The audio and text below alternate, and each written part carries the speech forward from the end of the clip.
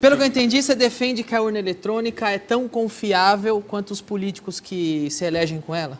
De certa forma, para dar um pouco de contexto.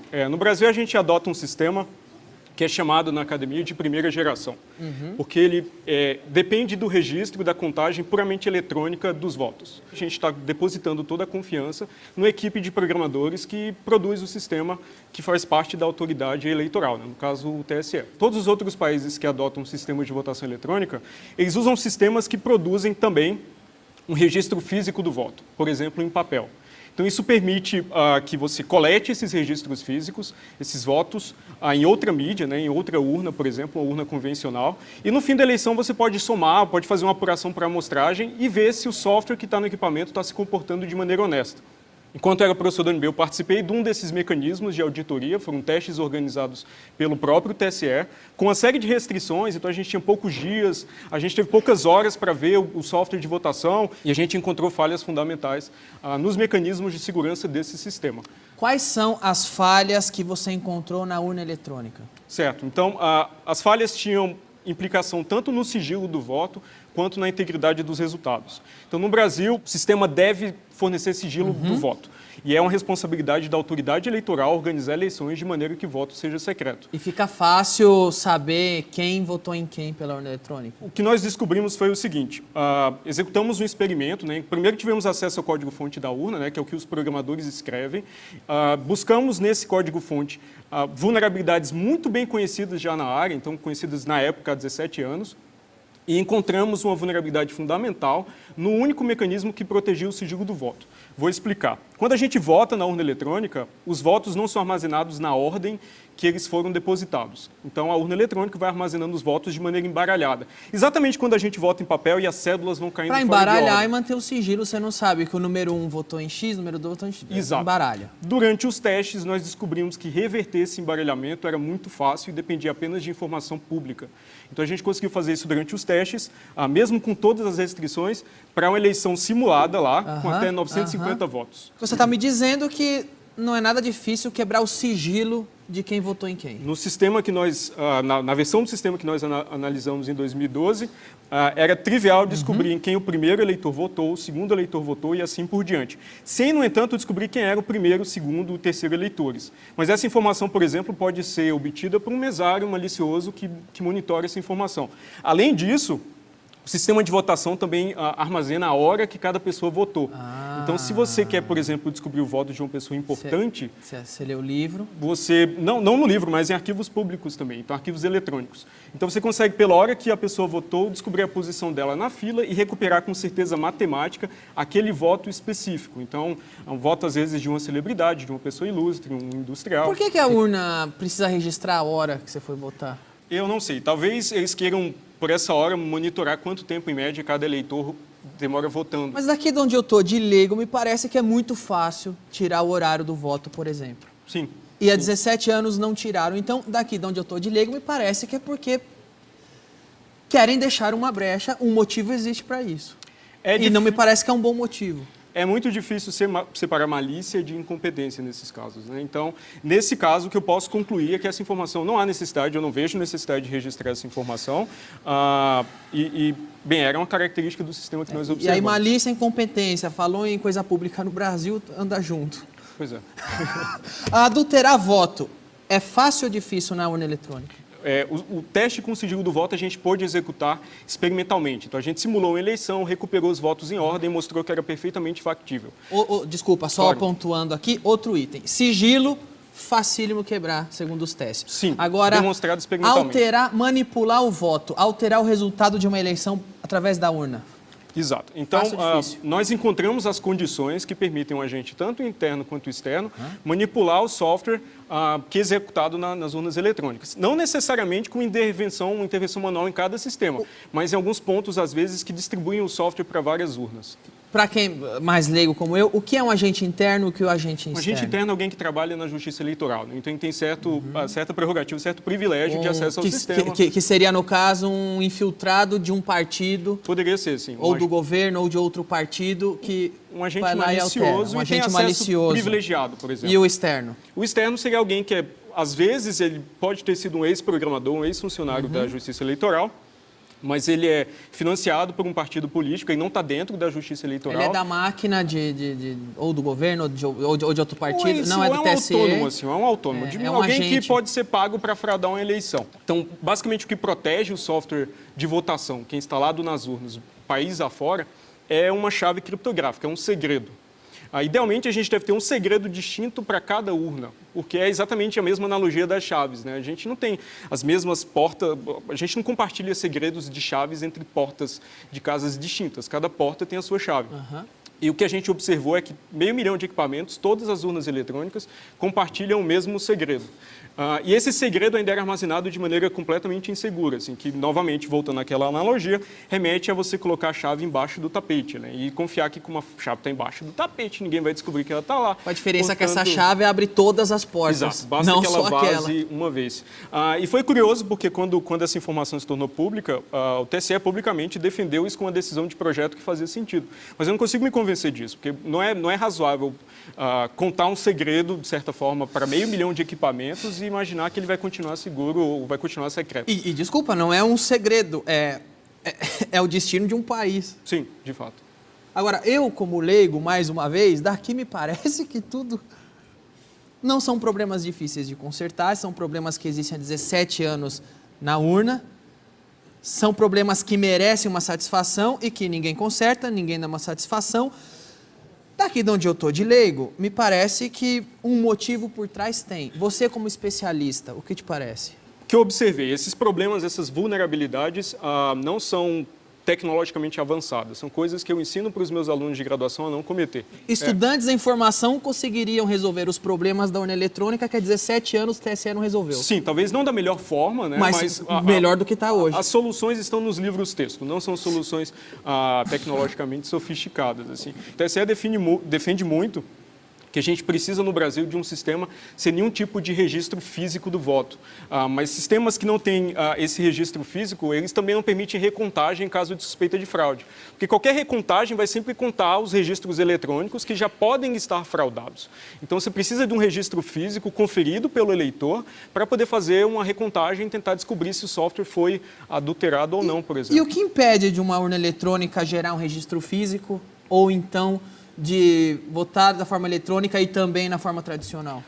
Bem, é um certo custo adicional, porque você precisa de uma impressora acoplada, uma impressora adicional, né, papel para imprimir esses votos, talvez um pouco mais de logística para organizar essa impressão e essa apuração posterior, porque um pouco de cuidado na implementação, porque esse registro físico não pode ser implementado de forma que o eleitor leve um comprovante do seu voto para casa, porque senão ele pode quebrar, os eleitores podem quebrar com muita facilidade o próprio sigilo do voto ou outros agentes, então precisa um pouco de cuidado.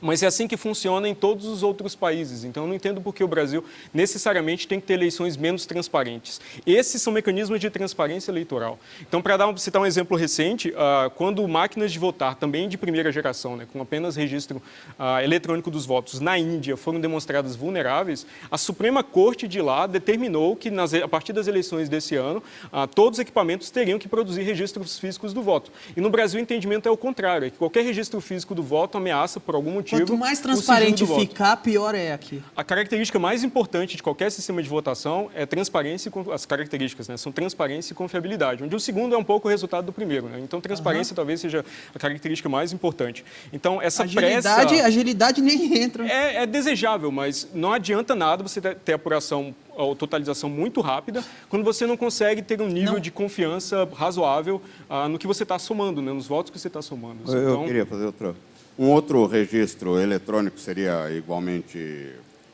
deturpável, sei lá, se na hora que você votasse, registrasse na urna, mas também registrasse em algum outro lugar. Ótima pergunta.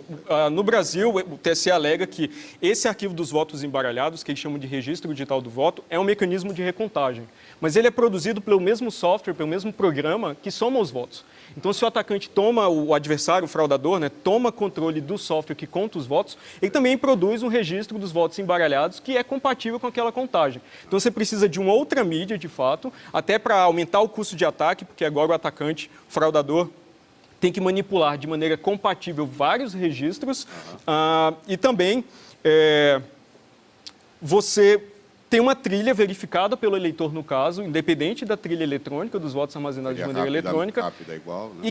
E que tem fraudes também, tem possibilidade de fraude, mas todas elas são visíveis, né? Porque envolvem você subtrair papel, sumir com lona, que eram fraudes que aconteciam na eleição com cédula no Brasil e deixavam testemunhas, né? Uma eleição puramente eletrônica não deixa testemunhas para a sociedade nos fiscais eleitorais. Só precisa de um cara com uma chave para alterar onde ele quiser. Sem testemunhas, ele faz sozinho. Essa foi a condição que a gente encontrou. A gente não pôde testar isso durante os testes organizados pelo TSE, a possibilidade de adulterar o sistema com essa informação, com esse segredo compartilhado, porque não teve tempo, eram pouquíssimos dias, mas também não houve interesse posterior do TSE em tentar montar, simular esse ataque para ver quão eficaz ele seria na prática. E quando você chega no TSE e mostra toda essa falha e mostra como é fácil fraudar uma eleição com a urna deles, o que eles falam? Uma entrevista que eu dei para um portal de internet logo depois dos testes e descrevi de maneira técnica todos esses problemas, a resposta oficial do tribunal era basicamente dizer que a minha atitude era uma ameaça à democracia. Assim, que eu também isso é uma ameaça à democracia. Aparentemente, ou pelo menos no entendimento do tribunal. Questionar qualquer coisa é ameaça à democracia. Tá Quando isso é radicalmente diferente da cultura que a gente tem na universidade e na academia, né? Que é tratar dos problemas, descrevê-los em detalhes, avaliar de maneira técnica quão seguro é ou não o sistema, propor soluções, implementar essas soluções e evoluir a segurança do sistema ao longo do tempo. O TSE acha que... Porque eu sou proibido de fazer piada com político em época de eleição. Não sei se você sabe. Não sabia. O TSE vem aqui na emissora, diz que é proibido fazer piadas com os políticos na época da eleição, com partidos, com políticos, com governo. Eu não posso tocar no assunto. Por quê? Porque para o TSE, se eu fizer uma piadinha com um candidato, eu posso estar influenciando o voto e alterando o resultado da eleição. Mas a urna não ser transparente não tem problema nenhum, eles deixam passar, fica tudo tranquilo. Eles não estão preocupados com a falta de transparência da urna, com a facilidade em fraudar a urna. O problema é fazer piadinhas com o político na época de eleição. Agora, o que acontece é que democracias muito mais antigas, maduras, mais desenvolvidas, não querem a urna eletrônica lá e o brasileiro se orgulha que tem isso aqui. Por quê?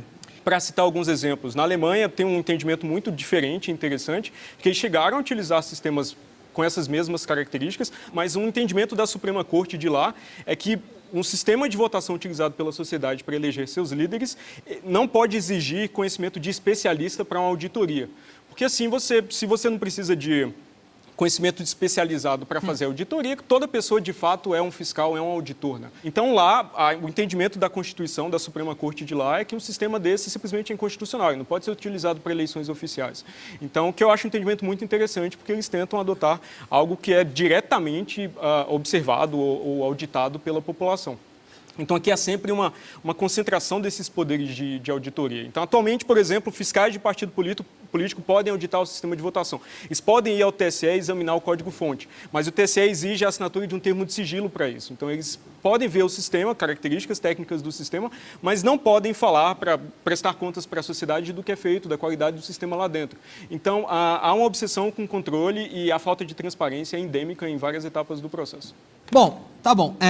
Muito obrigado por ter vindo. Vou te pedir que você não questione mais essas coisas, que questionar é uma ameaça à democracia. Tudo bem? Tudo bem. Posso só anunciar, talvez, para dar um tom um pouco mais construtivo para a palestra ou para a entrevista. As pessoas devem estar se perguntando o que é que eu posso fazer eu sou refém de toda essa situação, o que é que eu posso fazer. Então, é importante educar as outras pessoas sobre as características do nosso sistema, é importante mobilizar, se vocês têm alguma orientação partidária, eu particularmente não tenho, né? Eu sou apenas um professor universitário interessado pela questão, mas notificar, mobilizar os seus representantes políticos para que eles, de fato, tentem aprimorar a solução do sistema.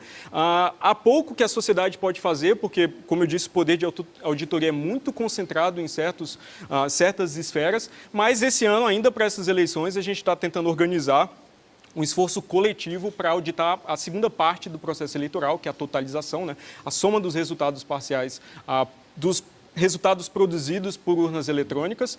Isso vai exigir um pouco de ativismo da população para ir até a sessão eleitoral, tirar uma foto do boletim de urna depois que a eleição acaba, para tentar fazer uma totalização paralela, como a gente chamou, por amostragem. Então, O esforço se chama Você Fiscal. Aí é uma tentativa de a gente vai, em breve, levantar um pouco de recursos, essas vaquinhas via internet, né, porque vai custar um pouco fazer esse esforço coletivo. E o objetivo é tentar fazer com que os eleitores se apoderem um pouco do seu processo eleitoral, né, que está concentrado em instâncias com diversos conflitos de interesse para decidir que tecnologia usar, que poderes de auditoria são dados a que instituições. Então, é uma tentativa de mobilizar as pessoas. Vocêfiscal.org. Estou entrando lá. Muito obrigado. Diego Aranha, você volta para cantar no final? Posso Eu tô brincando. tentar, não sou muito